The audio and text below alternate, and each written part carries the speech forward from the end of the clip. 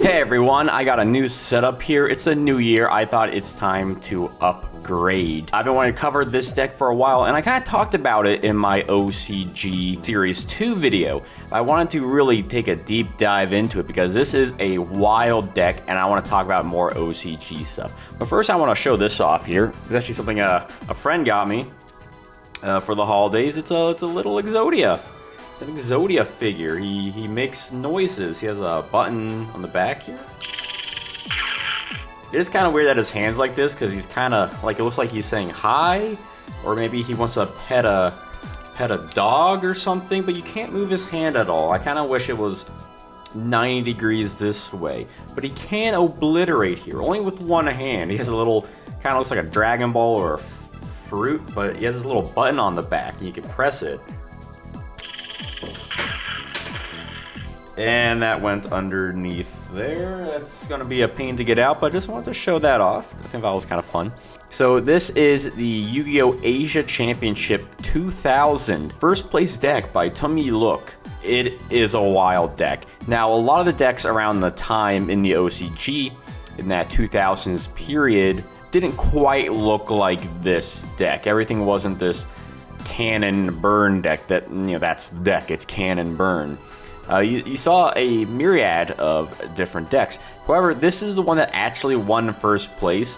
The funny thing is that it wasn't like a meta-changing deck. It didn't define the future of 2000 OCG Yu-Gi-Oh! But it was very powerful nonetheless. It's kind of clear why just by looking at it. With a card like Cannon Soldier, you tribute one monster to inflict 500 damage to your opponent.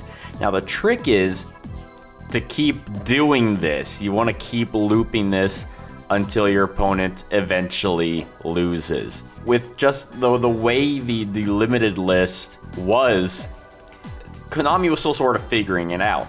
So as you can see, there are plenty of cards that are still on multiple copies. Sure, you had Pot of Greed and Raigeki and Dark Hole at one, those kind of cards. But other cards are on multiple copies. Delinquent Duo, Graceful Charity, Painful Choice, Monster Reborn. So many to pick from. Looks deck ran a lot of cards too, because, well, go figure, there's a lot of searching in this. There's 48 cards in this deck. And with just so many searchers, you have 3 SANGAN, 3 Witch of the Black Forest, 3 Magician of Faith, which gets you back cards anyway. Sinister Serpent. Let's talk about Sinister Serpent real quick. So Serpent can be searched off of SANGAN or Witch of the Black Forest. What can also get SANGAN out? Painful Choice.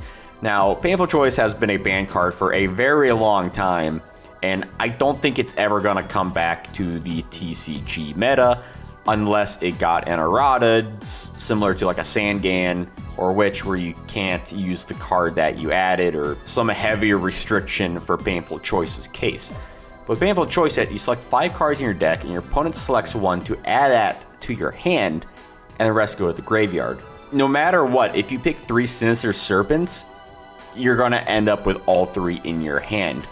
And this works great for protecting yourself against a card like Delinquent Duo. It plays for cards like Tribute to the Doomed, or Ultimate Offering, where you pay life points to summon a monster from your hand, and you could tribute that with Cannon Soldier. And when you have cards like SANGAN and Witch of the Black Forest, you can continually just get these monsters out. Now with the life points you're paying for Ultimate Offering Cannon Soldier, it does sort of even out your opponent and you, especially if you're running a card like Delinquent Duo, like Look Here is, where you have to pay 1,000 life points. You still gotta be careful. It's not a instant win deck. It's not like the other OCG 99 Yugioh deck I've covered, which was also just an absurd deck. There are so many absurd decks in OCG Series 1 and especially Series 2 Yu-Gi-Oh! Oh my god, if you haven't watched that video after this, you gotta check that out. And you're running cards like Magician of Faith, so you can get back any of these power cards. Like, look at all these spell cards, all these magic cards. They're all power cards. Even some of the weaker, quote-unquote ones, like Swords of Revealing Light or Tribute to the Doomed, they still have a very powerful function for stalling out your opponent and destroying their monsters. And we have Mask of Darkness. Again, it's a great lineup of traps. You got 2 Solemn Judgments, which I feel like if this deck was made today, it would definitely be running 3. But still, 2 was kind of ahead of the curve in a lot of ways. A lot of duelists back then, and even into the early years of TCG Yu-Gi-Oh!, life point management was an important factor in the game. Not so much anymore, even in like retro formats, but back then, people were really sleeping on Judgment for a while. There's always an argument of whether people should actually play Judgment if they're playing like an historic version of a format. But regardless, you know, you're playing Mirror Force, Magic Jammer. The OCG had Crush Card Virus, the original version, where it just destroys your opponent.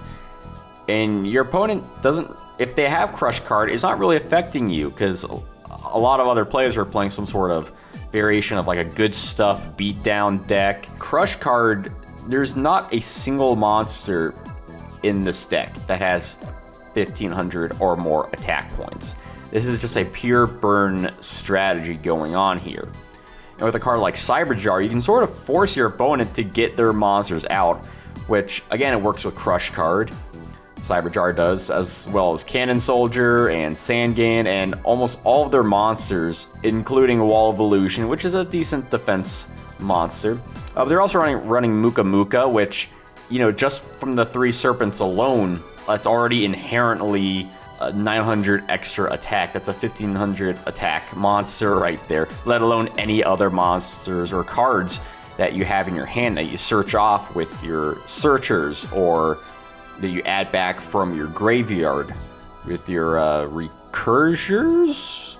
I don't know what they're called. With Pot of Greed and Graceful Charity, you can really boost up Muka Muka.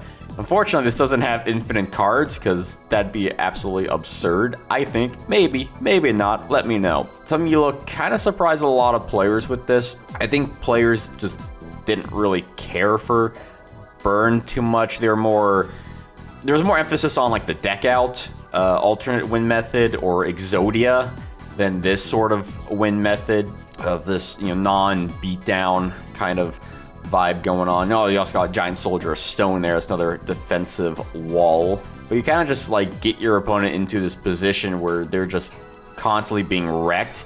And then you can even just Snatch Steal or Change of Heart their monsters and just finish them off. It's a very almost like Metal Raider-y kind of deck, obviously because of a lot of the cards in here, like the critters and like the smaller monsters, which were featured in Metal Raiders. But kind of in the sense that it is a very landmine deck that your opponent has to be very careful in what they're doing, because one wrong move and they can just kind of snowball into their own defeat, leaving them open for just an attack by SANGAN. You know, they run into like a Mirror Force or Raigeki plus Heavy Storm, and then you've already burned enough where just a Giant Soldier Stone can finish them off for game. This is the kind of deck that you just don't see in retro Yu-Gi-Oh! It just shows the absurdity of OCG Yu-Gi-Oh! Especially in an early years when they really sort of figured things out, because Exodia was sort of falling apart around this point before it got picked back up as Treasure Card Exodia when Card Safe Return was released. This is a scary deck. I think you can tell.